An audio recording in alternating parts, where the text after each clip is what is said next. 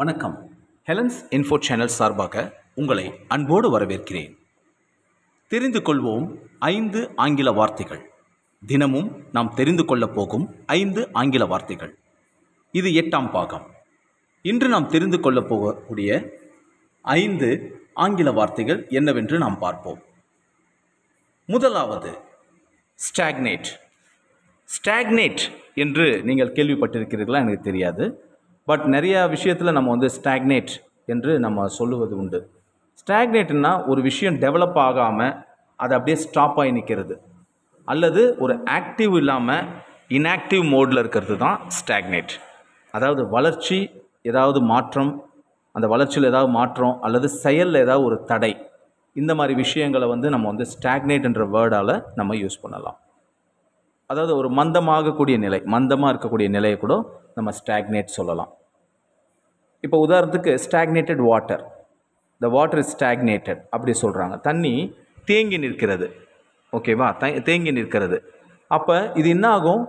இது mosquito breed ஆகிறதுக்கான ஒரு இதுவாகிடும். ஸ்டாக்னேட் ஆச்சுன்னா ஃப்ளோயிங் வாட்டரில் மொஸ்கிட்டோ இதுவாகாது, ப்ரீட் ஆகாது.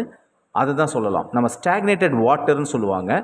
ஸோ அல்லது இஸ் லைஃப் இஸ் ஸ்டாக்னேட்டிங், அல்லது I felt like I was stagnating in that job, அந்த ஜாபில் அப்படியே நான் தேங்கி நிற்கிற மாதிரி இருக்குது, அடுத்து எனக்கு ப்ரொமோஷன் இல்லை. ஸோ அந்த மாதிரி ஒரு விஷயமா இருக்குது. ஸ்டாக்னேட்ன்றது ரொம்ப பார்த்திங்கன்னா அப்படியே தேங்கி ஒரே நிலையில் இருக்கிறது, அடுத்த நிலைக்கு போக முடியாமல் கஷ்டப்படுறது தான் ஸ்டாக்னேட் என்ற வார்த்தை நமக்கு சொல்லுது. தடைப்படுதல், அதாவது ஒரு விஷயத்தை சரியான ஒரு முன்னேற்றத்துக்கு கொண்டுட்டு போகாமல் தடைப்படுறதும் பேரும் ஸ்டாக்னேட். ஓகேங்களா? அதாவது டு ஸ்டாப் டெவலப்பிங்கை ஸ்டாப் பண்ணுறது ஸ்டாக்னேட்னு நம்ம வச்சுக்கலாம். ரெண்டாவது ஆட்டிடியூட். ஆட்டிடியூட் என்ன, எப்படி நம்ம அணுகிறோம் ஒரு விஷயத்தை. How is your attitude in this ஒரு சின்ன ஒரு ப்ராப்ளம் இருக்குது, அந்த ப்ராப்ளத்தில் எப்படி இவரோட ஆட்டிடியூட், அவருடைய அணுகுமுறை எப்படி இருக்குது, இந்த இஷ்யூவில் எப்படி இவர் அணுகுமுறை, அவருடைய ஆட்டிடியூட், அவருடைய அணுகுமுறை எப்படி இருக்கிறது அப்படின்னு சொல்கிறதுக்காக அந்த வேர்டு யூஸ் பண்ணலாம். சில பேர் ஏஸ் அ வெரி பேட் ஆட்டிடியூட்னு சொல்லுவாங்க, ஐயோ அவனோட அணுகுமுறையே சரியில்லைப்பா அப்படின்னு சொல்லுவாங்க. அதர்வைஸ் சில பேர் சொல்லுவாங்க, I don't like your attitude, உன்னோட ஆட்டிடியூடே எனக்கு பிடிக்கல, நீ எப்படி அணுகிற, உனக்கு அணுக தெரியல, உன்னுடைய அணுகுமுறையே எங்களுக்கு பிடிக்கல, நீங்கள் நடந்து கொள்ளும் விதம், அதாவது புரியுதுங்களா, நீங்கள் நடந்து கொள்ளும் விதத்தை ஆட்டிடியூட் என்று சொல்லுவார்கள். ஓகேங்களா? ஒரு ரியல் ஆட்டிடியூட், அதாவது என்ன ஆட்டிடியூட் சில பேருக்கு பெரிய ப்ராப்ளமாகவே இருக்கும், அவங்க எப்படி நடந்துக்கிறதுனே தெரியாது. ஸோ அதைத்தான் ஆட்டிடியூட் அப்படின்னு சொல்கிறோம். ஓகேங்களா? மூன்றாவது வீப். வீப் என்றால் அழுதல். அதாவது எப்படின்னா ரொம்ப மிகப்பெரிய ஒரு சாரோ இருக்குதுன்னு வச்சுக்கலாம், மிகப்பெரிய கஷ்டம் இருக்குது, மிகப்பெரிய சோகம் இருக்குது, ஒரு சேட்னஸ் இருக்குது.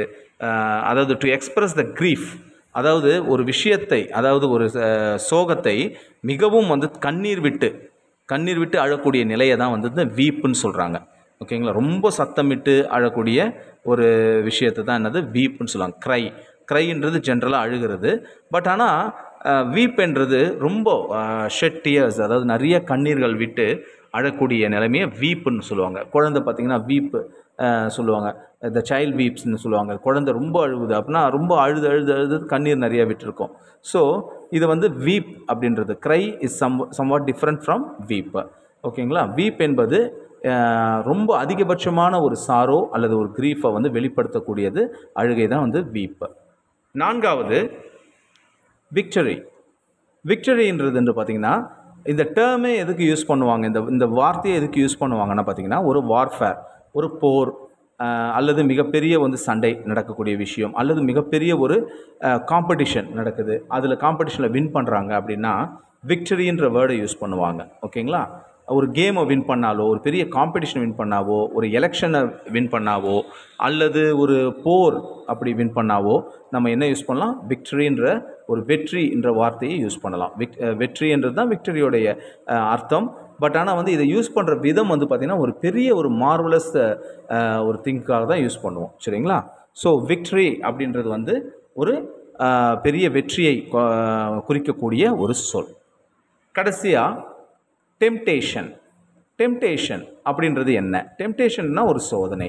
ஓகேங்களா? டெம்டேஷன் என்பது ஒரு சோதனை.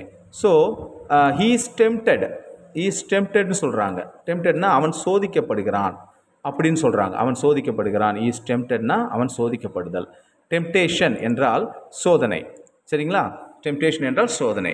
அப்போ இப்போ ஒருத்தவங்களுக்கு வந்து அந்த ஸ்வீட் சாப்பிடவே கூடாது, அந்த ஸ்வீட்டை வந்து சாப்பிடணும்னு ஒரு ஆசை வருது பார்த்தீங்களா, தட் இஸ் கால் டெம்ப்டேஷன், ஒரு சோதனை. சரிங்களா? ஸோ இந்த 5 வார்த்தைகளை நம்ம இன்றைக்கி பார்த்துருக்கோம். ஒன்று ஒன்றா நான் உங்களுக்கு படித்து காட்டுறேன். முதலாவது ஸ்டாக்னேட், இரண்டாவது ஆட்டிடியூட், மூன்றாவது வீப், நான்காவது விக்டரி, ஐந்தாவது டெம்ப்டேஷன். இந்த 5 ஆங்கில வார்த்தைகளையும் நல்லா நீங்கள் வந்து ப்ராக்டிஸ் பண்ணுங்கள். இதற்கு முன்னாடி வந்து 7 பார்ட் வந்து போயிருக்குது. இதுக்கு முன்னாடி அந்த 7 பார்ட் வீடியோஸையும் நீங்கள் பாருங்கள். உங்களுக்கு ஏதேனும் சந்தேகம் ஏற்பட்டதுன்னா நீங்கள் கமெண்ட் செக்ஷனில் தயவுசெய்து உங்களுடைய கமெண்ட்ஸை பாஸ் பண்ணுங்கள். ஸோ தொடர்ந்து நீங்கள் எல்லா வீடியோஸையும் பார்க்குறதுக்கு நன்றி. Thank you very much.